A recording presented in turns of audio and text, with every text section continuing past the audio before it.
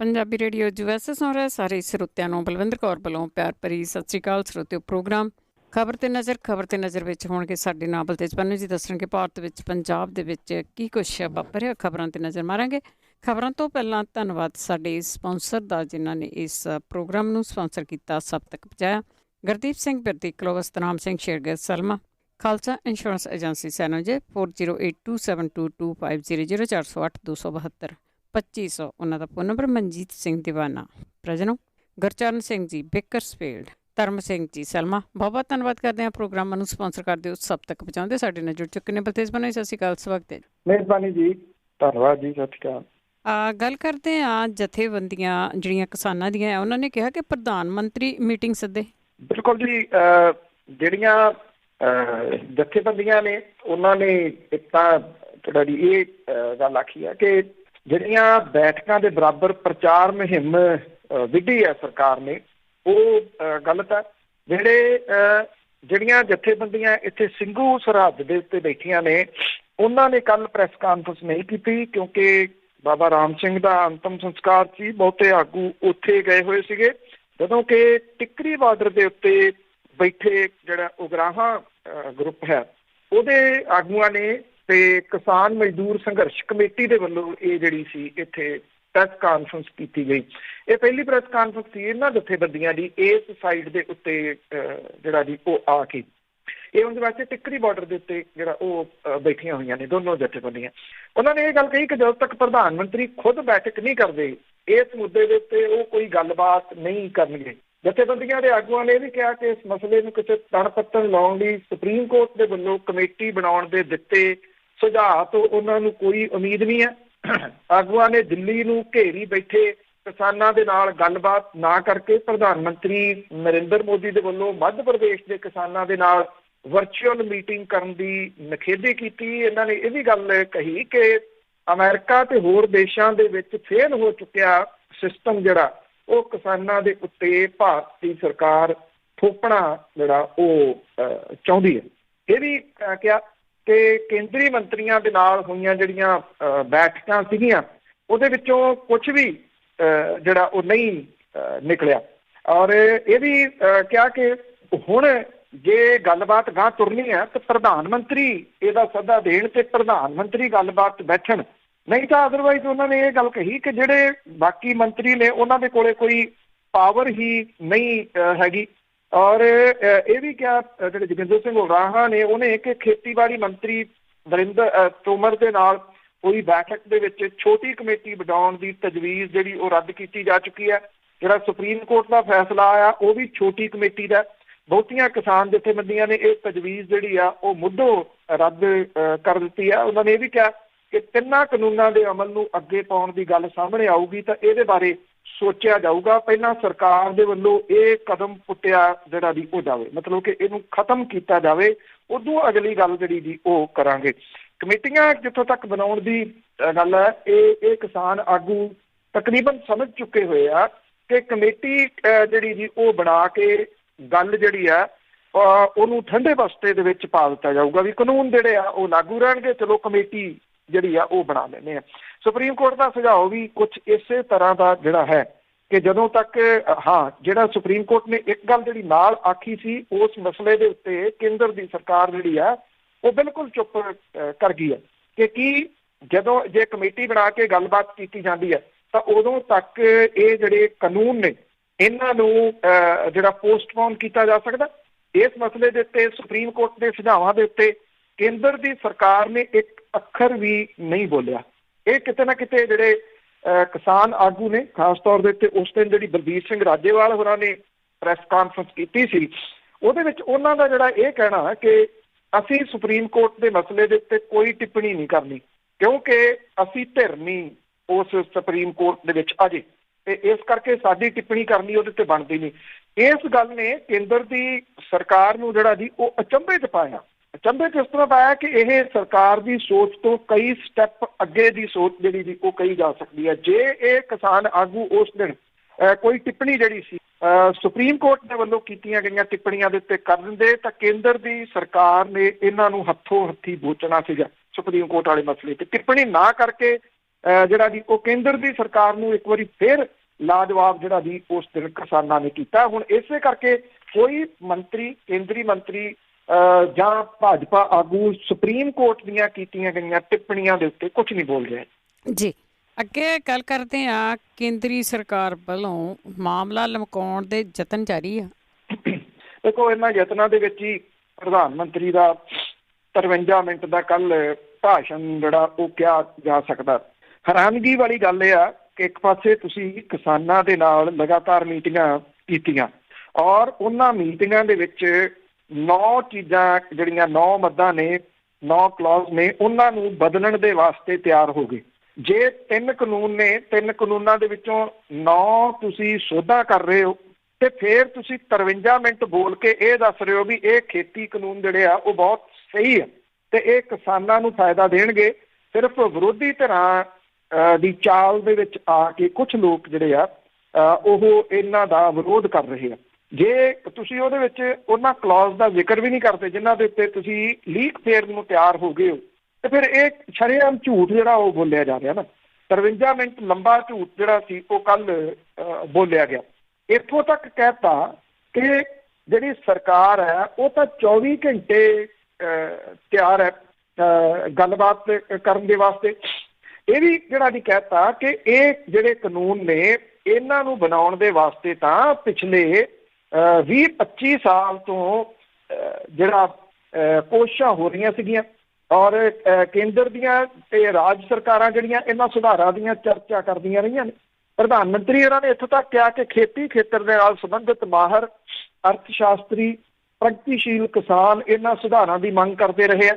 ਕਿੱਥੇ ਇਹ ਲਿਖਿਆ ਹੋਇਆ ਕਿ ਜਿਹੜੇ ਪ੍ਰਗਤੀਸ਼ੀਲ ਕਿਸਾਨ ਨੇ ਜਾਂ ਜਿਹੜੇ ਅਰਥ ਸ਼ਾਸਤਰੀ ਨੇ ਉਹਨਾਂ ਨੇ ਕਿਤੇ ਇਹਨਾਂ ਕਾਨੂੰਨਾਂ ਦੀ ਮੰਗ ਕੀਤੀ ਹੋਵੇ ਜਿਹੜੇ ਬਣਾ ਕੇ ਧਰ ਦਿੱਤੇ ਆ ਜੀ? ਇਹ ਤਾਂ ਕਿਤੇ ਵੀ ਜਿਹੜੀ ਜੀ ਉਹ ਨਹੀਂ ਮੰਗ ਕੀਤੀ। ਇਹ ਤਾਂ ਜਬਰੀ ਇਹ ਕਹੀ ਜਾਂਦੇ ਆ ਕਿ ਅਸੀਂ ਕਿਸਾਨਾਂ ਦਾ ਫਾਇਦਾ ਕਰਨਾ, ਅਸੀਂ ਉਹਨਾਂ ਦੀ ਆਮਦਨ ਜਿਹੜੀ ਆ ਉਹ ਦੁੱਗਣੀ ਕਰਨੀ ਹੈ। ਹੁਣ ਕਿਸਾਨ ਕਹਿੰਦੇ ਅਸੀਂ ਆਮਦਨ ਦੁੱਗਣੀ ਨਹੀਂ ਕਰਵਾਉਣੀ, ਇਹ ਧੱਕੇ ਦੇ ਨਾਲ ਜਿਹੜਾ ਆਮਦਨ ਦੁੱਗਣੀ ਕਰਨ ਦੇ ਯਤਨਾਂ ਦੇ ਵਿੱਚ ਨੇ। ਇਹ ਮਹਿਜ਼ ਭਰਮਾਇਆ ਜਾ ਰਿਹਾ। ਮੱਧ ਪ੍ਰਦੇਸ਼ ਦੇ ਕਿਸਾਨਾਂ ਦੇ ਨਾਲ ਇਹ ਗੱਲ ਕਰ ਰਹੇ ਸੀ ਕਿ ਜੀ ਕੋਈ ਮੰਡੀ ਬੰਦ ਨਹੀਂ ਹੋਊਗੀ। ਕੱਲੇ ਮੱਧ ਪ੍ਰਦੇਸ਼ ਦੇ ਵਿੱਚ 47 ਮੰਡੀਆਂ ਬੰਦ ਹੋਈਆਂ ਨੇ। ਇਹ ਹੋਰ ਝੂਠ ਹੈ ਜਿਹੜਾ, ਮਤਲਬ ਕਿ ਤੁਸੀਂ ਜਿਨ੍ਹਾਂ ਨੂੰ ਇਹ ਕਹਿ ਰਹੇ ਹੋ ਕਿ ਇੱਥੇ ਕੋਈ ਮੰਡੀ ਨਹੀਂ ਬੰਦ ਹੋਊਗੀ, ਉਸੇ ਹੀ ਸੂਬੇ ਦੇ ਵਿੱਚ ਮੰਡੀਆਂ ਪਿਛਲੇ ਦਿਨਾਂ ਦੇ ਵਿੱਚ ਬੰਦ ਹੋਈਆਂ ਨੇ। ਉਹ ਕਹਿ ਰਹੇ ਨੇ ਕਿ ਅਸੀਂ ਗੱਲ ਸੁਣਨ ਨੂੰ ਤਿਆਰ ਨਹੀਂ। ਦੂਜੇ ਪਾਸੇ ਖੇਤੀਬਾੜੀ ਮੰਤਰੀ ਜਿਹੜੇ ਆ ਉਹ ਇਹ ਕਹੀ ਜਾਂਦੇ ਆ ਕਿ ਨਵਾਂ ਸਾਲ ਚੜ੍ਹਨ ਤੋਂ ਪਹਿਲਾਂ ਖੇਤੀ ਕਾਨੂੰਨਾਂ ਦੇ ਖਿਲਾਫ ਚੱਲ ਰਹੇ ਕਿਸਾਨ ਅੰਦੋਲਨ ਦਾ ਕੋਈ ਨਾ ਕੋਈ ਹੱਲ ਨਿਕਲ ਆਊਗਾ। ਉਹ ਇਹ ਵੀ ਕਹਿੰਦੇ ਕਿ ਕਿਸਾਨਾਂ ਦੇ ਵੱਖ-ਵੱਖ ਧੜਿਆਂ ਦੇ ਨਾਲ ਗੈਰ ਰਸਮੀ ਗੱਲਬਾਤ ਜਾਰੀ ਹੈ। ਇਹ ਫੁੱਟ ਪਾਉਣ ਦੇ ਯਤਨ ਨੇ। ਕਿਹੜੇ ਧੜਿਆਂ ਦੇ ਨਾਲ ਜਿਹੜੀ ਜੀ ਉਹ ਗੈਰ ਰਸਮੀ ਗੱਲਬਾਤ ਜਾਰੀ ਹੈ? ਜਿਹੜੇ ਇਹਨਾਂ ਨੇ ਉਹ ਖੜੇ ਕੀਤੇ ਹੋਏ ਆ ਨਕਲੀ ਕਿਸਾਨਾਂ ਦੇ, ਉਹਨਾਂ ਦੇ ਨਾਲ ਜਿਹੜੀ ਉਹ ਗੱਲਬਾਤ ਹੋ ਸਕਦਾ ਇਹਨਾਂ ਦੀ ਗੱਲਬਾਤ ਹੋਵੇ, ਨਹੀਂ ਤਾਂ ਅਦਰਵਾਈਜ਼ ਕੋਈ ਜਿਹੜੀ ਗੈਰ ਰਸਮੀ ਗੱਲਬਾਤ ਵੀ ਨਹੀਂ ਜਿਹੜਾ ਜੀ ਉਹ ਚੱਲ ਰਹੀ। ਇਹ ਵੀ ਕਹਿ ਦਿੱਤਾ ਕਿ ਕਿਸਾਨਾਂ ਦੇ ਮੋਢਿਆਂ ਤੇ ਬੰਦੂਕ ਰੱਖ ਕੇ ਚਲਾਉਣ ਵਾਲਿਆਂ ਦੇ ਨਾਲ ਗੱਲਬਾਤ ਦੀ ਕੋਈ ਟੁੱਕ ਜਿਹੜੀ ਹੈ ਜੀ ਉਹ ਨਹੀਂ ਬਣਦੀ। ਮਤਲਬ ਕਿ ਜਿਹੜੇ ਕਿਸਾਨ ਆਗੂ ਅੜੇ ਹੋਏ ਆ ਖੇਤੀ ਕਾਨੂੰਨ ਵਾਪਸ ਕਰਾਉਣ ਦੇ ਵਾਸਤੇ, ਉਹ ਇਹਨਾਂ ਨੂੰ ਲੱਗਦੇ ਕਿ ਵਿਰੋਧੀ ਧਿਰਾਂ ਦੇ ਨੇ ਤੇ ਇਸ ਕਰਕੇ ਉਹਨਾਂ ਦੇ ਨਾਲ ਗੱਲਬਾਤ ਦੀ ਜਿਹੜੀ ਉਹ ਜ਼ਰੂਰਤ ਨਹੀਂ। ਇਹ ਮਹਿਜ਼ ਟਾਲ ਮਟੋਲ ਕਰਨ ਦੇ ਯਤਨ ਜਿਹੜੇ ਉਹ ਕੀਤੇ ਜਾ ਰਹੇ ਨੇ ਕਿ ਕਿਸੇ ਤਰੀਕੇ ਦੇ ਨਾਲ ਇਹਨੂੰ ਲੰਬਾ ਜਿਹੜਾ ਉਹ ਸੰਘਰਸ਼ ਨੂੰ ਖਿੱਚਿਆ ਜਾਵੇ। ਜਾਂ ਤਾਂ ਗਰਾਊਂਡ ਰਿਪੋਰਟਾਂ ਜਿਹੜੀਆਂ ਉਹ ਜਾਣਦੇ ਨਹੀਂ ਜਾਂ ਜਾਣ ਬੁੱਝ ਕੇ ਜਿਹੜਾ ਇਹ ਕਰ ਰਹੇ ਆ ਕਿ ਕਿਤੇ ਵੀ ਕੋਈ ਉਤਸ਼ਾਹ ਭੋਰਾ ਵੀ ਜਿਹੜਾ ਉਹ ਘੱਟ ਨਹੀਂ ਹੋਇਆ। ਹਾਲਾਤ ਇਹ ਨੇ ਕਿ ਕਿਸਾਨਾਂ ਨੇ ਆਪਣਾ ਨਿਊਜ਼ ਪੇਪਰ ਕੱਢ ਲਿਆ, ਟਰਾਲੀ ਟਾਈਮ, ਉੱਥੇ ਬੈਠਿਆਂ ਨੇ, ਔਰ ਇਹ ਕਿਹਾ ਕਿ ਜਿਹੜੀਆਂ ਕਿਸਾਨ ਮੋਰਚੇ ਦੀਆਂ ਖਬਰਾਂ ਨੇ ਉਹ ਬਹੁਤੀਆਂ ਅਖਬਾਰਾਂ ਛਾਪਦੀਆਂ ਨਹੀਂ, ਇਸ ਕਰਕੇ ਉਹਨਾਂ ਨੂੰ ਇਸ ਪਰਚੇ ਦੀ ਜਿਹੜੀ ਉਹ ਲੋੜ ਆ ਜੀ। ਇੱਥੋਂ ਤੱਕ ਇਹ ਕਿਸਾਨ ਸੰਘਰਸ਼ ਜਿਹੜਾ ਜੀ ਉਹ ਇੱਕ ਕਿਸਮ ਦੇ ਨਾਲ ਸਟੈਬਲਿਸ਼ ਹੋ ਚੁੱਕਾ। ਬਿਲਕੁਲ ਜੀ, ਬਹੁਤ ਕੁਛ ਚੀਜ਼ਾਂ ਜਿਹੜੀਆਂ ਨਵੀਆਂ ਆ ਉੱਥੋਂ ਨਿਕਲ ਕੇ ਆਈਆਂ। ਤੇ ਅੱਗੇ ਗੱਲ ਕਰਦੇ ਆ ਕਿਸਾਨਾਂ ਦਾ ਸਾਥ ਦੇ ਰਹੇ ਜਿਹੜੇ ਆੜ੍ਹਤੀਏ ਆ ਉਹਨਾਂ ਦੇ ਉੱਤੇ ਇਨਕਮ ਟੈਕਸ ਵਾਲਿਆਂ ਦੇ ਛਾਪੇ। ਦੇਖੋ, ਜਿਹੜੀਆਂ ਕੋਸ਼ਿਸ਼ਾਂ ਨੇ ਉਹ ਤਾਂ ਜਿਹੜੀ ਸਰਕਾਰ ਆ ਉਹ ਕਰੀ ਜਾ ਰਹੀ ਹੈ ਨਾ ਕਿਸੇ ਤਰੀਕੇ ਦੇ ਨਾਲ। ਕਿਸਾਨਾਂ ਦੇ ਉੱਤੇ ਕਰਕੇ ਸਭ ਕੁਝ ਦੇਖ ਲਿਆ। ਮੋਦੀ ਮੀਡੀਆ ਜਿਹੜਾ ਜੀ ਉਹ ਅਜੇ ਵੀ ਉਸੇ ਤਰੀਕੇ ਦੇ ਨਾਲ ਹਮਲੇ ਜਾਰੀ ਰੱਖ ਰਿਹਾ ਕਿਸਾਨਾਂ ਦੇ ਉੱਤੇ। ਕੋਈ ਉਹਨਾਂ ਨੂੰ ਪੀਜ਼ਾ ਖਾਣ ਵਾਲੇ ਕਹਿ ਰਿਹਾ, ਕੋਈ 버ਗਰ ਖਾਣ ਵਾਲੇ ਉਹਨਾਂ ਨੂੰ ਕਹਿ ਰਿਹਾ, ਕੋਈ ਉਹਨਾਂ ਨੂੰ ਪਾਰਟੀ ਟਾਈਮ ਜਿਹੜਾ ਉਹ ਦੱਸ ਰਿਹਾ ਕਿ ਇਹ ਪਾਰਟੀ ਕਰਨ ਦੇ ਵਾਸਤੇ ਇੱਥੇ ਆਏ ਹੋਏ ਨੇ। ਦੂਜੇ ਪਾਸੇ ਜਿਹੜੀਆਂ ਇੱਥੇ ਪੰਜਾਬ ਦੀ ਜਿਹੜੀ ਆੜ੍ਹਤੀ ਐਸੋਸੀਏਸ਼ਨ ਹੈ ਉਹ ਕਿਉਂਕਿ ਖੁੱਲ੍ਹ ਕੇ ਸਿੱਧੀ ਕਿਸਾਨ ਸੰਘਰਸ਼ ਦੇ ਵਿੱਚ ਕੁੱਦੀ ਹੋਈ ਹੈ ਔਰ ਖੇਤੀ ਕਾਨੂੰਨਾਂ ਦੇ ਖਿਲਾਫ ਜਿਹੜਾ ਉਹ ਡਟ ਕੇ ਸਾਥ ਸਾਰੇ ਪਾਸਿਆਂ ਤੋਂ ਦੇ ਰਹੀ ਆ। ਉੱਥੇ ਟਿੱਕਰੀ ਬਾਰਡਰ ਹੈ, ਚਾਹੇ ਸਿੰਘੂ ਬਾਰਡਰ ਹੈ, ਉੱਥੇ ਨਿਰੰਤਰ ਇਹ ਆੜ੍ਹਤੀਏ ਜਾ ਵੀ ਰਹੇ ਨੇ, ਬੈਠੇ ਵੀ ਨੇ, ਬਾਕੀ ਹਰ ਤਰ੍ਹਾਂ ਦੀ ਮਦਦ ਜਿਹੜੀ ਉਹ ਦੇ ਰਹੇ ਆ। ਹੁਣ ਆੜ੍ਹਤੀਆ ਜਿਹੜੀ ਐਸੋਸੀਏਸ਼ਨ ਹੈ ਪੰਜਾਬ ਦੀ, ਉਹਦੇ ਪ੍ਰਧਾਨ ਜਿਹੜੇ ਨੇ ਉਹਨੇ ਇਹ ਗੱਲ ਕਹੀ ਆ ਕਿ ਪੰਜਾਬ ਦੇ ਵਿੱਚ ਕਈ ਜ਼ਿਲ੍ਹਿਆਂ ਦੇ ਵਿੱਚ 20 ਦੇ ਕਰੀਬ ਆੜ੍ਹਤੀਆਂ ਨੂੰ ਇਨਕਮ ਟੈਕਸ ਡਿਪਾਰਟਮੈਂਟ ਦੇ ਵੱਲੋਂ ਨਿਸ਼ਾਨਾ ਬਣਾਇਆ ਗਿਆ ਔਰ ਇਹ ਕਿਹਾ ਕਿ ਇਹ ਲੋਕਤੰਤਰ ਦਾ ਗਲਾ ਘੁੱਟਣ ਦੇ ਬਰਾਬਰ ਹੈ। ਉਹਨਾਂ ਦਾ ਇਹ ਕਹਿਣਾ ਜੀ ਕਿ ਜਿਹੜੇ ਖੇਤੀ ਕਾਨੂੰਨ ਨੇ ਉਹ ਪੰਜਾਬ ਦੀ ਹੋਂਦ ਨੂੰ ਖਤਰਾ ਨੇ। ਜੇ ਕਿਸਾਨ ਜਿਹੜਾ ਜੀ ਮਰਦੇ ਆ ਇਹਨਾਂ ਦੇ ਨਾਲ ਤੇ ਬਿਨਾਂ ਕਿਸੇ ਸ਼ੱਕ ਦੇ ਜਿਹੜੇ ਆੜ੍ਹਤੀਏ ਨੇ ਉਹ ਵੀ ਮਾਰੇ ਜਾਣੇ ਆ। ਇਸ ਕਰਕੇ ਉਹ ਕਹਿੰਦੇ ਅਸੀਂ ਇਸ ਮਾਮਲੇ ਦੇ ਉੱਤੇ ਕਿਸਾਨਾਂ ਦਾ ਪਹਿਲੇ ਦਿਨ ਤੋਂ ਸਾਥ ਦੇ ਰਹੇ ਹਾਂ। ਪਰ ਉਹ ਕਹਿੰਦੇ ਹੁਣ ਜਦੋਂ ਤੋਂ ਅਸੀਂ ਆਫੀਸ਼ੀਅਲੀ ਤੌਰ ਦੇ ਉੱਤੇ ਇਹ ਐਲਾਨ ਕਰ ਦਿੱਤਾ ਤੇ ਸਾਨੂੰ ਡਰਾਉਣ ਦੇ ਯਤਨ ਜਿਹੜੇ ਆ ਉਹ ਕੀਤੇ ਜਾ ਰਹੇ ਆ। ਇਹ ਕਿਹਾ ਜਾ ਰਿਹਾ ਕਿ ਥਾਂ ਥਾਂ ਦੇ ਉੱਤੇ ਛਾਪੇਮਾਰੀ ਜਿਹੜੀ ਆ ਉਹ ਇਨਕਮ ਟੈਕਸ ਡਿਪਾਰਟਮੈਂਟ ਦੀ ਆੜ੍ਹਤੀਆਂ ਦੀਆਂ ਦੁਕਾਨਾਂ ਦੇ ਉੱਤੇ, ਸ਼ੈਲਰਾਂ ਦੇ ਉੱਤੇ, ਘਰਾਂ ਦੇ ਉੱਤੇ ਛਾਪੇ ਮਾਰੇ ਜਾ ਰਹੇ ਆ। ਸਮਾਣੇ ਦੇ ਵਿੱਚ ਛਾਪੇਮਾਰੀ ਹੋਈ, ਰਾਜਪੁਰਾ, ਨਵਾਂ ਸ਼ਹਿਰ ਵੀ ਆੜ੍ਹਤੀਆਂ ਨੂੰ ਨੋਟਿਸ ਜਿਹੜੇ ਆ ਉਹ ਜਾਰੀ ਕੀਤੇ ਗਏ ਆ। ਵੱਡੀ ਗਿਣਤੀ ਦੇ ਵਿੱਚ CRPF ਦੇ ਜਿਹੜੇ ਮੁਲਾਜ਼ਮ ਨੇ ਉਹਨਾਂ ਦੇ ਵੱਲੋਂ ਆੜ੍ਹਤੀਆਂ ਦੇ ਸ਼ੈਲਰ ਤੇ ਘਰਾਂ ਦੀ ਘੇਰਾਬੰਦੀ ਜਿਹੜੀ ਆ ਉਹ ਕੀਤੀ ਗਈ ਆ। ਇਹ ਵੀ ਕਿਹਾ ਕਿ ਟੀਮਾਂ ਦੇ ਨਾਲ UP ਪੁਲਿਸ ਦੇ ਹੋਣ ਦੀ ਜਾਣਕਾਰੀ ਵੀ ਜਿਹੜੀ ਉਹ ਹੈ। ਇਹ ਹੁਣ ਸਵਾਲ ਇਹ ਆ ਕਿ ਦੂਜੇ ਸੂਬੇ ਦੀ ਪੁਲਿਸ ਜਿਹੜੀ ਆ ਉਹ ਇੱਥੋਂ ਦੇ ਸੂਬੇ ਨੂੰ ਦੱਸੇ ਤੋਂ ਬਿਨਾਂ ਕਿਵੇਂ ਉਹਨਾਂ ਦਾ ਸਾਥ ਜਿਹੜਾ ਦੇ ਰਹੀ ਹੈ। ਇਨਕਮ ਟੈਕਸ ਡਿਪਾਰਟਮੈਂਟ ਛਾਪੇਮਾਰੀ ਕਰ ਸਕਦਾ, ਉਹਦੇ 'ਚ ਕੋਈ ਸ਼ੱਕ ਨਹੀਂ, ਪਰ ਇਹ ਆ ਕਿ ਮਿੱਥ ਕੇ ਨਿਸ਼ਾਨਾ ਬਣਾਇਆ ਜਾ ਰਿਹਾ ਉਹ ਵੀ ਉਦੋਂ ਜਦੋਂ ਇਹ ਜਿਹੜੀ ਐਸੋਸੀਏਸ਼ਨ ਆ ਉਹ ਕਿਸਾਨਾਂ ਦਾ ਸਾਥ ਦੇ ਰਹੀ ਹੈ। ਇਹ ਡਰਾਉਣ ਦੇ ਯਤਨ ਨੇ, ਉਹਨਾਂ ਨੂੰ ਪਾਸੇ ਕਰਨ ਦੇ ਯਤਨ ਨੇ। ਹਰਿਆਣੇ ਦੇ ਵਿੱਚ ਵੀ ਇਸੇ ਤਰੀਕੇ ਦੇ ਯਤਨ ਜਿਹੜੇ ਆ ਉਹ ਕੀਤੇ ਜਾ ਰਹੇ ਨੇ, ਕੀਤੇ ਗਏ ਆ ਪਿਛਲੇ ਦਿਨਾਂ ਤੋਂ ਕਿ ਕਿਸੇ ਤਰੀਕੇ ਦੇ ਨਾਲ ਖਾਪਾਂ ਨੂੰ ਜਿਹੜਾ ਦੀ ਉਹ ਪਾੜ ਲਿਆ ਜਾਵੇ, ਸਾਈਡ ਤੇ ਕਰ ਲਿਆ ਜਾਵੇ, ਜਾਟ ਜਿਹੜੇ ਨੇ ਉਹਨਾਂ ਨੂੰ ਪਾਸੇ ਕਰ ਲਿਆ ਜਾਵੇ। SYL ਦਾ ਮੁੱਦਾ ਉਭਾਰਨ ਦੀ ਕੋਸ਼ਿਸ਼ ਕੀਤੀ ਗਈ, ਉਹ ਨਹੀਂ ਉੱਭਰ ਸਕਿਆ। ਹਰ ਕੋਸ਼ਿਸ਼ ਜਿਹੜੀ ਅਸੰਭਵ ਆ ਉਹ ਸਰਕਾਰਾਂ ਕਰ ਰਹੀਆਂ ਨੇ। ਇਹ ਵੀ ਉਸੇ ਦਾ ਹੀ ਪਾਰਟ ਹੈ ਕਿ ਆੜ੍ਹਤੀਏ ਜਿਹੜੇ ਪੰਜਾਬ ਦੇ ਨੇ ਉਹਨਾਂ ਨੂੰ ਡਰਾਇਆ ਜਾ ਰਿਹਾ ਵੀ ਜੇ ਤੁਸੀਂ ਸਾਥ ਦਿੰਦੇ ਰਹੇ ਤੇ ਤੁਹਾਡੇ ਤੇ ਛਾਪੇਮਾਰੀ ਹੋਊਗੀ। ਜੀ ਆਪ ਹਰ ਇੱਕ ਹੱਥ ਕੰਡਾ ਵਰਤ ਕੇ ਦੇਖਿਆ ਜਾ ਰਿਹਾ ਹੈ। ਤੇ ਅੱਗੇ ਦਿੱਲੀ ਜਾਣ ਦੀ ਤੁਸੀਂ ਗੱਲ ਕੀਤੀ ਸੀ, ਇੰਨਾ ਉਤਸ਼ਾਹ ਆ ਕਹਿੰਦੇ ਲੋਕਾਂ ਦੇ ਵਿੱਚ, ਵੇਟਿੰਗ ਲਿਸਟ ਬਣ ਰਹੀਆਂ ਪਿੰਡਾਂ 'ਚ। ਬਿਲਕੁਲ ਜੀ, ਦੇਖੋ ਇੱਕ ਤਾਂ ਜਿਹੜਾ ਨੌਜਵਾਨ ਤਬਕਾ ਜਦੋਂ ਦਾ ਇਹਦੇ ਵਿੱਚ ਆਇਆ ਉਹ ਬੜਾ ਹਰ ਚੀਜ਼ ਨੂੰ ਸਿਸਟੇਮੈਟਿਕਲੀ ਜਿਹੜਾ ਉਹ ਕਰ ਰਿਹਾ।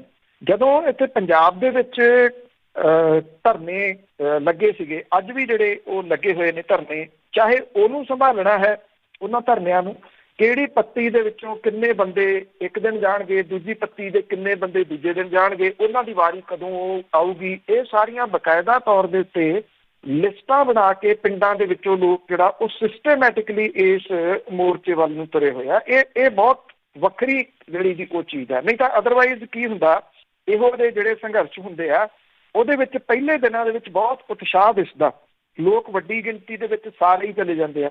ਫਿਰ ਹੌਲੀ ਹੌਲੀ 2-2, 4-4 ਦਿਨ ਲਾਉਣ ਤੋਂ ਬਾਅਦ ਲੋਕੀ ਮੁੜਨੇ ਸ਼ੁਰੂ ਹੋ ਜਾਂਦੇ ਆ।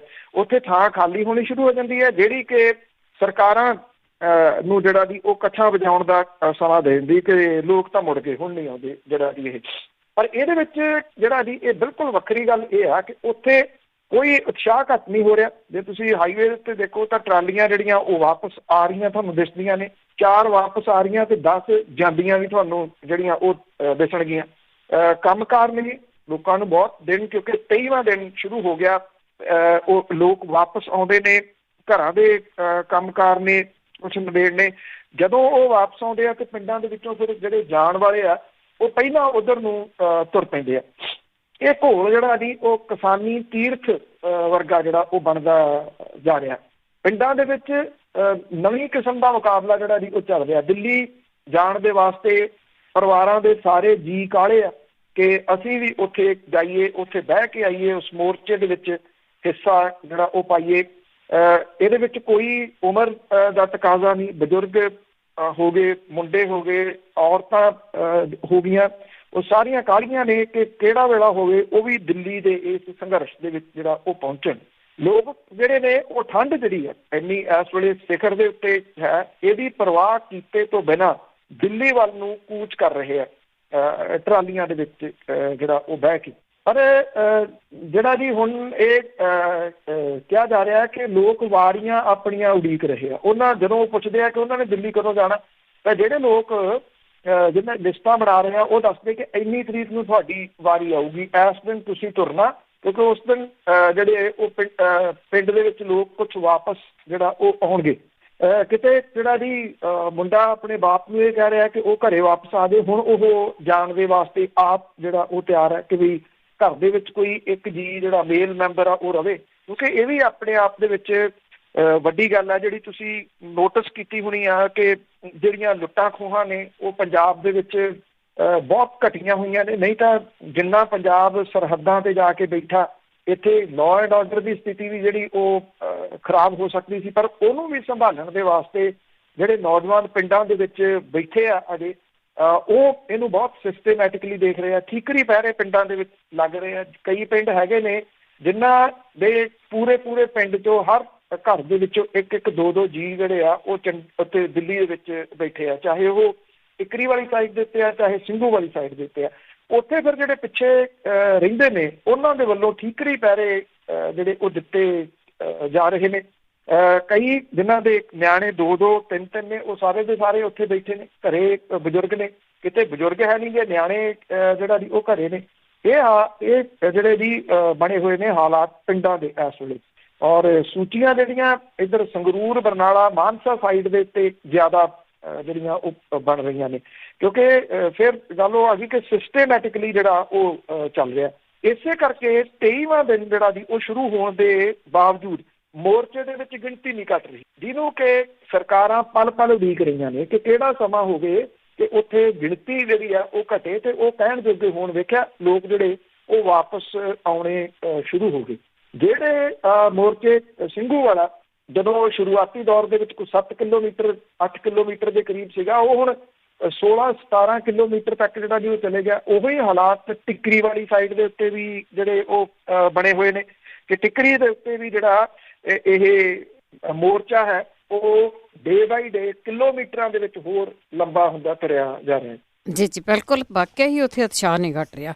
ਤੇ ਅੱਗੇ ਗੱਲ ਕਰਦੇ ਹਾਂ, ਮਹਾਰਾਜਾ ਰਣਜੀਤ ਸਿੰਘ ਦਾ ਨਾਨਕਾ ਪਿੰਡ ਬਡਰੁੱਖਾ ਆ, ਉੱਥੇ ਦੇ ਨੌਜਵਾਨਾਂ ਨੇ ਪਿੰਡ ਨੂੰ ਜੀਓ ਮੁਕਤ ਕਰਨ ਦੇ ਲਈ ਕੈਂਪ ਲਾਇਆ। ਦੇਖੋ, ਨਸ਼ਾ ਮੁਕਤ ਕੈਂਪ ਤਾਂ ਬਹੁਤ ਸਾਰੇ ਸੁਣੇ ਹੋਣਗੇ ਜੀ, ਔਰ ਵੈਸੇ ਇਹ ਕੰਪਨੀ ਦਾ ਇੱਕ ਨਸ਼ਾ ਸੀਗਾ ਜਿਹੜਾ ਕਿ ਬਹੁਤ ਸਾਰੇ ਥਾਵਾਂ ਦੇ ਉੱਤੇ ਲੱਗਿਆ। ਜਿੰਨੀ ਪੰਜਾਬ ਦੀ ਪਾਪੂਲੇਸ਼ਨ ਆ ਉਨੇ ਪੰਜਾਬ ਦੇ ਵਿੱਚ ਫੋਨ ਨੇ, ਕਨੈਕਸ਼ਨ ਨੇ।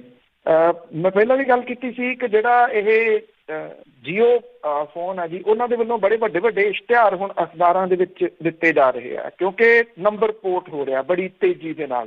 ਕਿਸਾਨ ਜਥੇਬੰਦੀਆਂ ਨੇ ਸੱਦਾ ਦਿੱਤਾ ਸੀਗਾ ਕਿ ਬਾਈਕਾਟ ਕਰੋ ਇਹਨਾਂ ਦੇ ਫੋਨ ਦਾ। ਨੌਜਵਾਨਾਂ ਦੇ ਕੋਲੇ ਬਹੁਤਾ ਫੋਨ ਆ ਇਹ ਜਿਹੜਾ, ਕਿਉਂਕਿ ਉਹਨਾਂ ਨੇ ਪਹਿਲੇ ਸ਼ੁਰੂਆਤੀ ਦੌਰ ਦੇ ਵਿੱਚ 6 ਮਹੀਨੇ ਫ੍ਰੀ 2 GB ਡਾਟਾ ਰੋਜ਼ ਦਾ ਜਿਹੜਾ ਜੀ ਉਹ ਦਿੱਤਾ, ਜਿਹਦੇ ਕਰਕੇ ਇਹ ਵੱਡੀ ਪਸੰਦ ਜਿਹੜੀ ਸੀ ਉਹ ਨੌਜਵਾਨਾਂ ਦਾ ਬਣਿਆ। ਹੁਣ ਨੌਜਵਾਨ ਹੀ ਇਸ ਫੋਨ ਨੂੰ ਪੋਰਟ ਕਰਵਾ ਰਹੇ ਆ। ਇਹ ਆਪਣੇ ਆਪ ਦੇ ਵਿੱਚ ਵੱਖਰੀ ਨਵੇਕਲੀ ਜਿਹੜੀ ਜੀ ਗੱਲ ਹੋਊਗੀ ਕਿ ਜਿਹੜਾ ਉਹ ਨਸ਼ਾ ਮੁਕਤ ਕੈਂਪ ਤਾਂ ਲੱਗਦੇ ਦੇਖੇ ਨੇ, ਇਹ ਜੀਓ ਮੁਕਤ ਕੈਂਪ ਜਿਹੜਾ ਉਹ ਲੱਗਿਆ ਬਡਰੁੱਖਾਂ ਪਿੰਡ ਦੇ ਵਿੱਚ। ਜਦੋਂ ਪਟਿਆਲੇ ਤੋਂ ਜਾਈਏ ਜੀ ਬਰਨਾਲੇ ਨੂੰ, ਤੇ ਰਸਤੇ ਦੇ ਵਿੱਚ ਮੇਨ ਸੜਕ ਦੇ ਉੱਤੇ ਇਹ ਇਤਿਹਾਸਕ ਨਜ਼ਰ ਆਉਂਦਾ। ਮਹਾਰਾਜਾ ਰਣਜੀਤ ਸਿੰਘ ਹੋਰਾਂ ਦਾ ਨਾਨਕਾ ਪਿੰਡ ਹੈ। ਮਹਾਰਾਜਾ ਰਣਜੀਤ ਸਿੰਘ ਹੋਰਾਂ ਦਾ ਜਨਮ ਇਸ ਜਗ੍ਹਾ ਦਾ ਹੈ।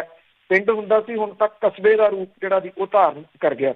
ਜਿਹੜੇ ਨੌਜਵਾਨ ਨੇ ਇੱਥੇ, ਉਹਨਾਂ ਨੇ ਇੱਕ ਵਿਸ਼ੇਸ਼ ਕੈਂਪ ਇੱਥੇ ਬਡਰੁੱਖਾਂ ਦੇ ਵਿੱਚ ਲਾਇਆ ਹੈ। ਉਹ ਇਹ ਕਹਿੰਦੇ ਆ ਕਿ ਜਿਹੜੀ ਬਡਰੁੱਖਾਂ ਦੀ ਪੰਚਾਇਤ ਆ, ਉਹ ਇਹ ਕਹਿੰਦੀ ਆ ਕਿ ਅਸੀਂ ਇਹਨੂੰ ਬਡਰੁੱਖਾਂ ਨੂੰ ਜੀਓ ਮੁਕਤ ਕਰਨਾ ਸਭ ਤੋਂ ਪਹਿਲਾਂ ਪੰਜਾਬ ਦੇ ਵਿੱਚ। ਔਰ ਦੂਜੀਆਂ ਜਿਹੜੀਆਂ ਕੰਪਨੀਆਂ ਨੇ ਉਹਨਾਂ ਨੂੰ ਲਿਆ ਕੇ ਜੀਓ ਦੇ ਨੰਬਰ ਜਿਹੜੇ ਆ ਉਹ ਪੋਰਟ ਕਰਵਾਏ ਜਾ ਰਹੇ ਆ। ਘਰੋਂ ਘਰੀ ਇਹ ਨੌਜਵਾਨ ਜਿਹੜੇ ਉਹ ਜਾ ਕੇ ਪੁੱਛ ਰਹੇ ਆ ਕਿ ਕਿੰਨਾ ਦੇ ਘਰਾਂ ਦੇ ਵਿੱਚ ਜੀਓ ਦਾ ਫੋਨ ਹੈ। ਉਹਨਾਂ ਨੂੰ ਇਹ ਕਿਹਾ ਜਾ ਰਿਹਾ ਕਿ ਉਹ ਆਓ ਤੇ ਨੰਬਰ ਆਪਣਾ ਪੋਰਟ ਬੀਬੀਆਂ ਕੰਪਨੀਆਂ ਦੇ ਵਿੱਚ ਜਿਹੜਾ ਉਹ ਕਰਵਾਓ। ਇਹਦਾ ਬੜਾ ਵੱਡਾ ਅਸਰ ਹਾਲਾਂਕਿ ਇੱਕੋ ਦਿਨ ਹੀ ਸੀਗਾ ਜਿਹੜਾ ਜਥੇਬੰਦੀਆਂ ਨੇ ਇਹ ਮੈਸੇਜ ਦਿੱਤਾ ਸੀਗਾ। ਬਹੁਤ ਸਾਰੇ ਲੋਕਾਂ ਨੂੰ ਲੱਗਦਾ ਸੀਗਾ ਜਿਸ ਦਿਨ ਆਪਾਂ ਕਾਲਸ ਲੈਂਦੇ ਹੁੰਦੇ ਹਾਂ ਉਸ ਦਿਨ ਵੀ ਇੱਕ ਕਾਲ ਇਸ ਤਰ੍ਹਾਂ ਦੀ ਸੀ ਉਹਦਾ ਕੋਈ ਅਸਰ ਵੀ ਪੈ ਰਿਹਾ ਜਾਂ ਨਹੀਂ। ਮੈਂ ਉਸ ਦਿਨ ਵੀ ਇਹ ਗੱਲ ਕਹੀ ਸੀਗੀ ਕਿ ਅਸਰ ਇਹਦਾ ਬਹੁਤ ਵੱਡਾ ਹੈ ਔਰ ਅਸਰ ਇਹਦਾ ਚਰੋਕਣਾ ਰਹਿਣਾ। ਇਹ ਪਹਿਲੀ ਵਾਰੀ ਹੈ ਕਿ ਜਿਹੜੇ ਕਾਰਪੋਰੇਟ ਅਦਾਰੇ ਨੇ ਉਹਨਾਂ ਦੀ ਦੁੱਖ ਦੀ ਰਗ ਦੇ ਉੱਤੇ ਨਾ ਹੱਥ ਸਿੱਧਾ ਰੱਖ ਦਿੱਤਾ ਕਿਸਾਨਾਂ ਨੇ ਨਾਂ ਲੈ ਕੇ। ਔਰ ਹੁਣ ਇੱਥੇ ਜਿਹੜਾ ਦੀ ਉਹ ਟਰਾਈ ਕੋਲੇ ਤਾਈਓ ਭੱਜੇ ਫਿਰਦੇ ਆ। ਜੇ ਬਡਰੁੱਖਾ ਇਸ ਪਾਸੇ ਵੱਲ ਨੂੰ ਜਿਹੜਾ ਦੀ ਉਹ ਤੁਰ ਪਿਆ ਤੇ ਫਿਰ ਸਵਾਲ ਇਹ ਹੈ ਕਿ ਬਾਕੀ ਪਿੰਡਾਂ ਦੀਆਂ ਪੰਚਾਇਤਾਂ ਵੀ ਜਿਹੜੀਆਂ ਇਹ ਕਹਿ ਸਕਦੀਆਂ ਨੇ ਕਿ ਅਸੀਂ ਵੀ ਜੀਓ ਮੁਕਤ ਕਰਨ ਦੇ ਵਾਸਤੇ ਕੈਂਪ ਜਿਹੜਾ ਉਹ ਲਾਉਣਾ।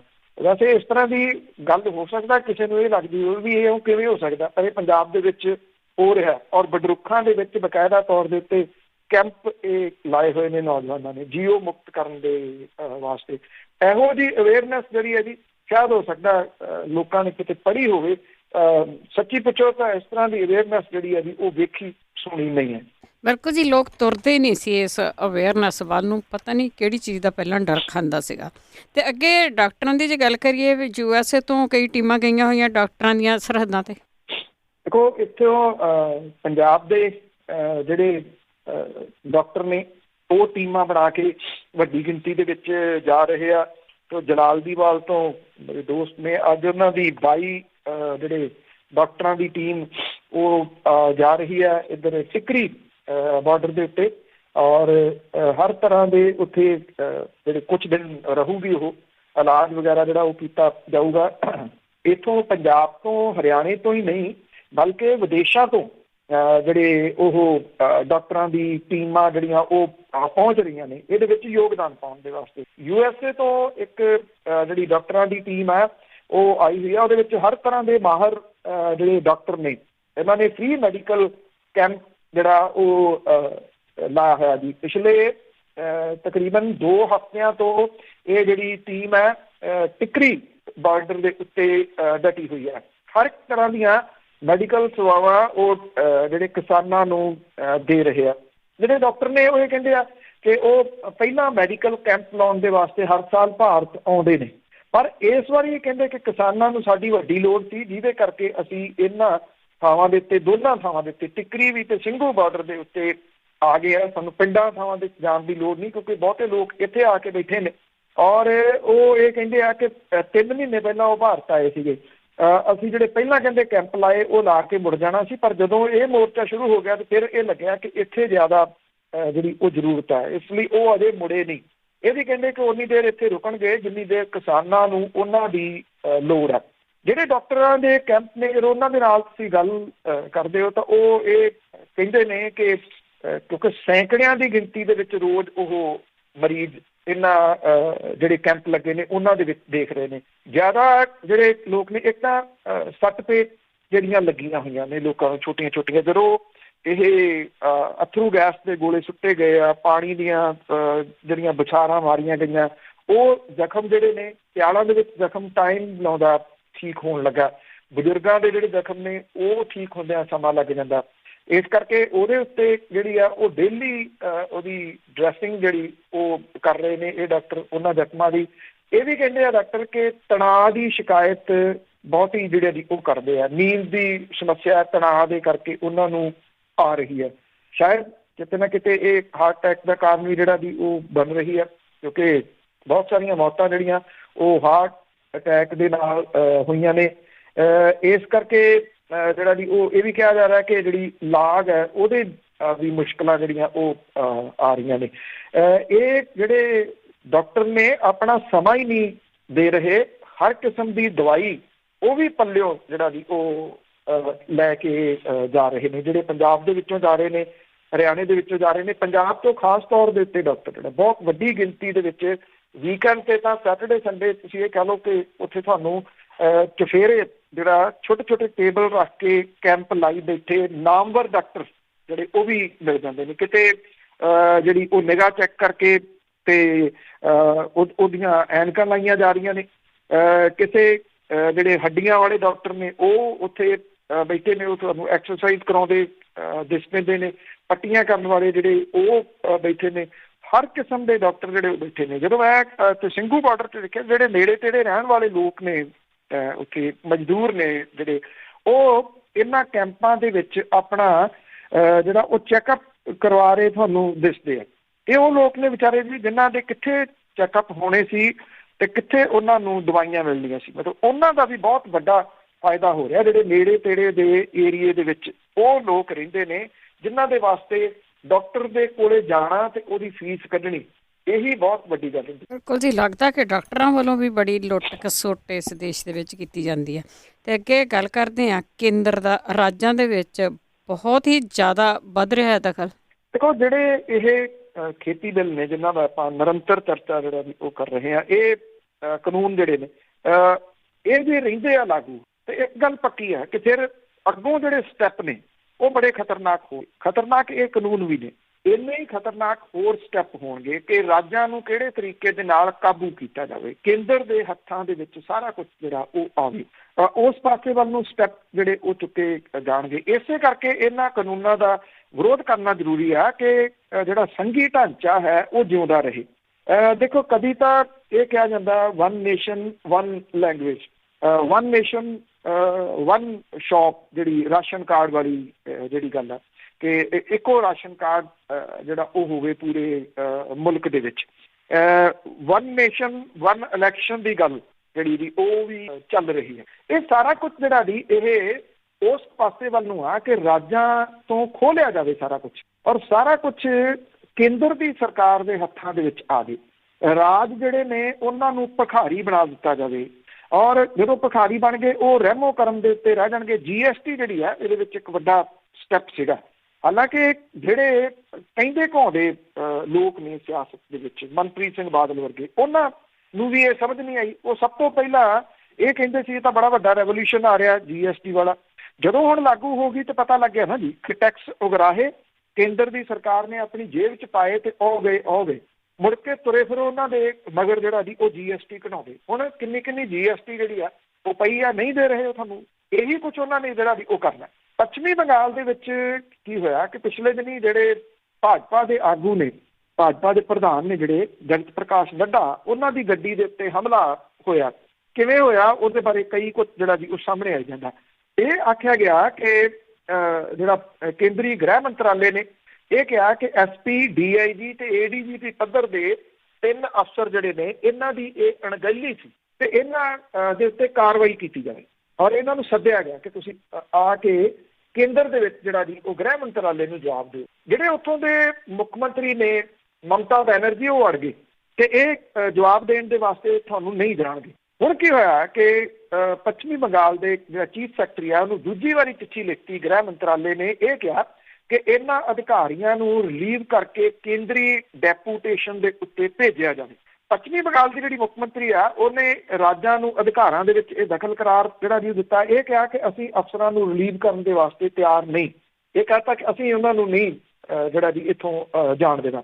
ਕੇਂਦਰ ਸਰਕਾਰ ਨੇ ਇੰਡੀਅਨ ਪੁਲਿਸ ਕਾਡਰ ਰੂਲਸ 1954 ਤੇ ਇਹਦੇ ਵਿੱਚ 1954 ਦੇ ਵਿੱਚ ਕੀਤੀ ਗਈ ਸੋਧ ਤਹਿਤ ਨਿਯਮ 6 ਦੀ ਦਲੀਲ ਦਿੰਦਿਆਂ ਇਹ ਕਿਹਾ ਕਿ ਜੇ ਰਾਜ ਤੇ ਕੇਂਦਰ ਸਰਕਾਰ ਦਰਮਿਆਨ ਵਿਵਾਦ ਹੋਵੇ ਤਾਂ ਕੇਂਦਰ ਸਰਕਾਰ ਦੀ ਗੱਲ ਮੰਨੀ ਜਾਊਗੀ। ਰਾਜ ਸਰਕਾਰ ਤੇ ਜਿਹੜੇ ਨਿਰਪੱਖ ਕਾਨੂੰਨੀ ਬਾਹਰ ਨੇ ਉਹ ਇਹ ਕਹਿੰਦੇ ਆ ਕਿ ਇਹ ਐਮਰਜੈਂਸੀ ਦੀ ਮੱਦ ਹੈ। ਕੇਂਦਰ ਸਰਕਾਰ ਬਿਨਾਂ ਕਾਰਨ ਇਹਨੂੰ ਆਧਾਰ ਜਿਹੜਾ ਉਹ ਬਣਾ ਰਹੀ ਹੈ, ਕਿਉਂਕਿ ਪੱਛਮੀ ਬੰਗਾਲ ਦੀਆਂ ਜਿਹੜੀਆਂ ਚੋਣਾਂ ਨੇ ਉਹਦੇ ਉੱਤੇ ਨਿਗਾਹ ਭਾਜਪਾ ਦੀ ਹੈ ਤੇ ਕਿਸੇ ਤਰੀਕੇ ਨਾਲ ਉੱਥੇ ਇਹ ਮਮਤਾ ਬੈਨਰਜੀ ਨੂੰ ਲਾਂਭੇ ਕਰਕੇ ਭਾਰਤੀ ਜਨਤਾ ਪਾਰਟੀ ਦੀ ਸਰਕਾਰ ਬਣਾਈ ਜਾਵੇ, ਜਿਹੜੀਆਂ ਕਿ ਅਗਲੇ ਵਰੇ ਹੋਣੀਆਂ। ਉਹ ਹੁਣ ਜਿਹੜੇ ਅਫਸਰ ਹੈ ਉਹਨਾਂ ਨੂੰ ਡਰਾ ਰਹੀ ਹੈ ਕਿ ਜਾਂ ਤਾਂ ਸਾਡਾ ਸਾਥ ਦਿਓ, ਨਹੀਂ ਤਾਂ ਫਿਰ ਡੈਪੂਟੇਸ਼ਨ ਦੇ ਉੱਤੇ ਜਾਣ ਦੇ ਵਾਸਤੇ ਤੁਸੀਂ ਤਿਆਰ ਰਹੋ। ਇਹ ਜੋ ਕੁਝ ਹੋ ਰਿਹਾ, ਜਿਹੜੀਆਂ ਗੈਰ ਭਾਜਪਾਈ ਸਰਕਾਰਾਂ ਨੇ ਉਹਦੇ ਮੁੱਖ ਮੰਤਰੀ ਜਿਹੜੇ ਉਹ ਮੂੰਹ 'ਚ ਘੁੰਗਣੀਆਂ ਪਾ ਕੇ ਬੈਠੇ ਆ। ਜੇ ਇਹ ਸਾਰੇ ਜਿਹੜੇ ਜੀ ਗੈਰ ਭਾਜਪਾਈ ਮੁੱਖ ਮੰਤਰੀ ਇਕਜੁੱਟ ਨਹੀਂ ਹੁੰਦੇ ਇਸ ਮਾਮਲੇ ਦੇ ਉੱਤੇ, ਜਿਹੜਾ ਕਿ ਕੇਂਦਰ ਦੀ ਸਰਕਾਰ ਸਿੱਧਾ ਹੁਣ ਜਿਹੜਾ ਜੀ ਉਹ ਧੱਕਾ ਕਰ ਰਹੀ ਹੈ, ਤਾਂ ਇਹ ਪੱਛਮੀ ਬੰਗਾਲ ਤੋਂ ਸ਼ੁਰੂ ਹੋਇਆ, ਬਾਕੀ ਰਾਜਾਂ ਦੇ ਵਿੱਚ ਵੀ ਇਹ ਸਾਰਾ ਕੁਝ ਪਹੁੰਚ ਚੁੱਕਾ। ਉਹ ਭਾਰਤ ਵਿੱਚ ਪਹੁੰਚੂਗਾ ਜੀ। ਤੇ ਅਖੀਰ ਦੇ ਵਿੱਚ ਗੱਲ ਕਰਦੇ ਹਾਂ ਹਾਥਰਸ ਦੇ ਵਿੱਚ ਅੱਜ ਜੋ ਬਹੁਤ ਕੁਝ ਉੱਥੇ ਹੋ ਰਿਹਾ ਜੋਗੀ ਦੇ ਰਾਜ ਵਿੱਚ, ਤੇ ਜੋਗੀ ਵੀ ਝੂਠ ਬੋਲ ਰਿਹਾ ਆ, ਉਸ ਕੇਸ ਦੀ ਕੀ ਅਪਡੇਟ ਆ? ਇਹ ਜਿਹੜੀ ਇੱਕ ਲੜਕੀ ਸੀਗੀ ਜੀ ਐਸਸੀ ਪਰਿਵਾਰ ਦੀ, ਉਹਦੇ ਨਾਲ ਜੋ ਕੁਝ ਜਿਹੜਾ ਹੋਇਆ, ਜਿਹੜੇ ਸਰੋਤੇ ਨੇ ਉਹਨਾਂ ਨੂੰ ਭੁੱਲ ਨਾ ਗਿਆ ਹੋਵੇ ਕਿ ਇਹ ਲੜਕੀ ਜਦੋਂ ਉਹਦੀ ਹਾਲਤ ਵਿਗੜ ਗਈ 14 ਸਤੰਬਰ ਨੂੰ ਉਹਦੇ ਨਾਲ ਗੈਂਗ ਰੇਪ ਹੋਇਆ। ਗੰਭੀਰ ਹਾਲਤ ਦੇ ਵਿੱਚ ਉਹਨੂੰ ਸਫਦਰਜੰਗ ਹਸਪੀਟਲ 'ਚ ਭਰਤੀ ਕਰਾਇਆ ਗਿਆ। 29 ਸਤੰਬਰ ਨੂੰ ਉਹਦੀ ਡੈਥ ਹੋ ਗਈ। CBI ਨੇ 11 ਅਕਤੂਬਰ ਨੂੰ ਹਾਥਰਸ ਕੇਸ ਦੀ ਜਾਂਚ ਸ਼ੁਰੂ ਕੀਤੀ। ਉਦੋਂ ਪਹਿਲਾਂ ਜਿਹੜੀ ਇਹ ਲੜਕੀ ਸੀ ਇਹਨੂੰ ਲਿਜਾ ਕੇ ਅੱਧੀ ਰਾਤ ਉਹਦਾ ਅੰਤਮ ਸੰਸਕਾਰ ਕਰ ਦਿੱਤਾ ਗਿਆ।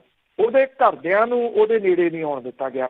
ਫਿਰ ਜਿਹੜਾ ਪਿੰਡ ਸੀ ਉਹਨੂੰ ਪੁਲਿਸ ਦਾ ਪਹਿਰਾ ਲਾ ਕੇ ਘੇਰ ਲਿਆ ਗਿਆ। ਕਿਸੇ ਮੀਡੀਆ ਵਾਲੇ ਨੂੰ ਉੱਥੇ ਨਹੀਂ ਜਾਣ ਦਿੱਤਾ ਗਿਆ, ਕਿਸੇ ਨੂੰ ਕਵਰੇਜ ਨਹੀਂ ਕਰਨ ਦਿੱਤੀ ਗਈ।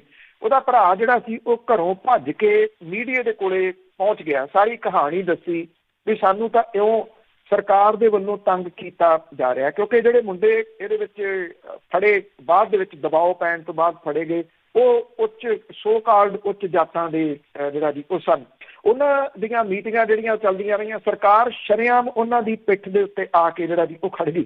ਸੁਪਰੀਮ ਕੋਰਟ ਦੇ ਵਿੱਚ 6 ਅਕਤੂਬਰ ਇਸੇ ਸਾਲ ਦੇ ਵਿੱਚ UP ਦੀ ਸਰਕਾਰ ਨੇ ਫੋਰੈਂਸਿਕ ਰਿਪੋਰਟ ਦੇ ਆਧਾਰ ਦੇ ਉੱਤੇ ਕਿਹਾ ਸੀਗਾ ਕਿ ਰੇਪ ਦੇ ਸਬੂਤ ਹੀ ਨਹੀਂ ਮਿਲੇ। ਤੇ ਹੁਣ ਕੱਲ CBI ਨੇ ਚਾਰਜ ਸ਼ੀਟ ਜਿਹੜੀ ਜੀ ਉਹ ਪੇਸ਼ ਕੀਤੀ 2000 ਸਫ਼ਿਆਂ ਦੀ। ਇਹ ਚਾਰਜ ਸ਼ੀਟ ਦੇ ਵਿੱਚ ਜਿਹੜੀ ਲੜਕੀ ਸੀ ਉਹਦਾ ਜਿਹੜਾ ਉਹਨੇ ਮਰਨ ਤੋਂ ਪਹਿਲਾਂ ਬਿਆਨ ਦਿੱਤਾ ਸੀਗਾ ਉਹਨੂੰ ਆਧਾਰ ਬਣਾ ਕੇ ਇਹ ਚਲਾਨ ਪੇਸ਼ ਕੀਤਾ ਗਿਆ। ਜਿਹੜੇ 4 ਫੜੇ ਗਏ ਮੁੰਡੇ ਨੇ ਉਹਨਾਂ ਦੇ ਉੱਤੇ ਹੱਤਿਆ, ਰੇਪ, ਗੈਂਗ ਰੇਪ ਜਿਹੜਾ ਤੇ ਉਦੋਂ ਬਾਅਦ ਕਤਲ ਕਰ ਦੇਣ ਦਾ ਜਿਹੜੀਆਂ ਧਾਰਾਵਾਂ ਨੇ ਉਹ ਲਾਈਆਂ ਗਈਆਂ ਨੇ। ਔਰ ਇਹਦੇ ਵਿੱਚ ਜਿਹੜੀ ਘਟਨਾ ਵਾਲੀ ਜਗ੍ਹਾ ਦੇ ਉੱਤੇ ਜਾ ਕੇ CBI ਨੇ ਕਿਹਾ ਕਿ ਸੀਨ ਜਿਹੜਾ ਸੀਗਾ ਉਹ ਰੀਕ੍ਰੀਏਟ ਕੀਤਾ ਗਿਆ। ਔਰ ਜਿਹੜਾ ਪਰਿਵਾਰ ਹੈ ਉਹਦਾ ਮੁੰਡਾ ਜਿਹੜਾ ਕੁੜੀ ਦਾ ਭਰਾ ਆ ਉਹ ਇਹ ਕਹਿੰਦਾ ਕਿ ਅਸੀਂ ਨਿਆਂ ਵਾਲੇ ਪਾਸੇ ਨੂੰ ਪੌੜੀ ਦਾ ਇੱਕ ਡੰਡਾ ਜਿਹੜਾ ਜੀ ਕਿਸਮ ਦੇ ਨਾਲ ਚੜ੍ਹੇ। ਹੁਣ ਇਹਦੇ ਵਿੱਚ ਜਿਹੜੀ ਇਹ ਚਲਾਨ ਪੇਸ਼ ਕੀਤਾ ਗਿਆ ਉਹਦੇ ਵਿੱਚ ਧਾਰਾ 325 ਜਿਹੜੀ SC/ST ਐਕਟ ਹੈ, 302 ਕਤਲ, 353 ਜਿਹੜਾ ਜੀ ਉਹ ਔਰਤ ਦੇ ਉੱਤੇ ਕੀਤਾ ਗਿਆ ਹਮਲਾ, 376A, 376D ਜਿਹੜਾ ਉਹਦੇ ਤਹਿਤ ਇਹ ਦੋਸ਼ ਤੈਅ ਕੀਤੇ ਗਏ ਆ। ਹੁਣ ਸਵਾਲ ਜਿਹੜਾ ਜੀ ਇਹ ਬਣਦਾ ਸਭ ਤੋਂ ਵੱਡਾ ਕਿ ਜਿਹੜੇ ਇੱਥੋਂ ਦੇ ਚੈਨਲ ਸੀਗੇ ਉਹਨਾਂ ਨੇ ਇੰਨਾ ਰੌਲਾ ਪਾਇਆ ਸੀਗਾ ਕਿ ਰੇਪ ਵਰਗੀ ਕੋਈ ਗੱਲ ਹੀ ਨਹੀਂ ਹੋਈ, ਜਿਹੜੇ ਗੋਦੀ ਮੀਡੀਆ ਵਾਲੇ ਚੈਨਲ ਸੀਗੇ। ਔਰ ਇਹ ਜਿਹੜਾ ਪਰਿਵਾਰ ਸੀਗਾ ਉਹਨੂੰ ਬਦਨਾਮ ਕਰਨ ਦੀ ਕੋਸ਼ਿਸ਼ ਕੀਤੀ ਗਈ। ਉਹਦੇ ਭਰਾ ਦੇ ਉੱਤੇ ਹੀ ਦੋਸ਼ ਜਿਹੜੇ ਸੀ ਉਹ ਲਾਉਣ ਦੀ ਕੋਸ਼ਿਸ਼ ਕੀਤੀ ਗਈ। ਉਹਦੇ ਭਰਾ ਦੇ ਟੈਸਟ ਜਿਹੜੇ ਕੀਤੇ ਗਏ ਇਹ ਦੱਸਣ ਦੇ ਵਾਸਤੇ ਕੋਈ ਦਿਮਾਗੀ ਤੌਰ ਤੇ ਠੀਕ ਨਹੀਂਗਾ, ਇਸ ਕਰਕੇ ਉਹ ਦੋਸ਼ ਲਾ ਰਿਹਾ। ਪਰ ਹੁਣ 2000 ਸਫ਼ਿਆਂ ਦੀ ਜਿਹੜਾ ਚਲਾਨ ਪੇਸ਼ ਹੋਇਆ ਉਹਨੇ ਦੂਸਰੀ ਕਹਾਣੀ ਜਿਹੜੀ ਵੀ ਕਹਿਤੀ, ਉਹਨੇ ਦੂਜਾ ਪੱਖ ਪੇਸ਼ ਕਰਤਾ ਵੀ ਮੁੱਖ ਮੰਤਰੀ ਤੱਕ ਜਿਹੜਾ ਸੁਪਰੀਮ ਕੋਰਟ ਦੇ ਵਿੱਚ ਕਹਿ ਰਹੇ ਕਿ ਰੇਪ ਦੇ ਕੋਈ ਸਬੂਤ ਨਹੀਂ ਮਿਲੇ। ਤੇ ਹੁਣ CBI ਜਿਹੜੀ ਹੈ ਉਹਨੇ ਚਲਾਨ ਪੇਸ਼ ਕੀਤਾ, ਉਹਨੇ ਗੈਂਗ ਰੇਪ ਦੀਆਂ ਧਾਰਾਵਾਂ ਉਹਦੇ ਵਿੱਚ ਜਿਹੜੀਆਂ ਦੀ ਉਹ ਲਾ ਦਿੱਤੀਆਂ। ਪਰ ਗੱਲ ਇਹ ਆ ਕਿ ਉਹ ਜਿਹੜੀ ਉਹ ਸ਼ਰਮ ਵਾਲੀ ਗੱਲ ਹੈ ਨਾ ਉਹ ਇਹਨਾਂ ਦੇ ਕੋਲੇ ਨਹੀਂ ਆ। ਇਹ ਜਿਹੜੇ ਵੱਡੇ ਆਗੂ ਬਣ ਰਹੇ ਨੇ ਔਰ ਧਾਰਮਿਕ ਵੀ ਆਪਣੇ ਆਪ ਨੂੰ ਅਖਵਾਉਂਦੇ ਨੇ। ਸ਼ਰੇਆਮ ਇਹ ਸਾਬਤ ਹੋ ਗਿਆ ਕਿ ਅਦਾਲਤ ਦੇ ਵਿੱਚ, ਸੁਪਰੀਮ ਅਦਾਲਤ ਦੇ ਵਿੱਚ ਝੂਠ ਬੋਲਿਆ ਗਿਆ। ਬਿਲਕੁਲ ਸ਼ਰਮ ਪ੍ਰੂਫ ਹੋ ਗਿਆ। ਤਾਂ ਬਹੁਤ ਬਹੁਤ ਧੰਨਵਾਦ ਬਲਤੇਜ ਪੰਨੂ। ਮਿਹਰਬਾਨੀ ਜੀ, ਧੰਨਵਾਦ ਜੀ, ਸਤਿ ਸ਼੍ਰੀ ਅਕਾਲ। ਸਤਿ ਸ਼੍ਰੀ ਅਕਾਲ ਜੀ ਸਰੋਤੇ ਸਨ ਬਲਤੇਜ ਪੰਨੂ ਜੀ ਸਾਡੇ ਨਾਲ ਜੁੜਦੇ ਨੇ, ਕਰਦੇ ਨੇ ਖਬਰਾਂ। ਇਸੇ ਦੇ ਨਾਲ ਸਾਡਾ ਅੱਜ ਦਾ ਬੁਲਟਨ ਹੈ ਸਮਾਪਤ। ਬਲਵਿੰਦਰ ਕੌਰ ਵੱਲੋਂ ਆਪ ਸਭ ਨੂੰ ਹੀ ਸਤਿ ਸ਼੍ਰੀ ਅਕਾਲ।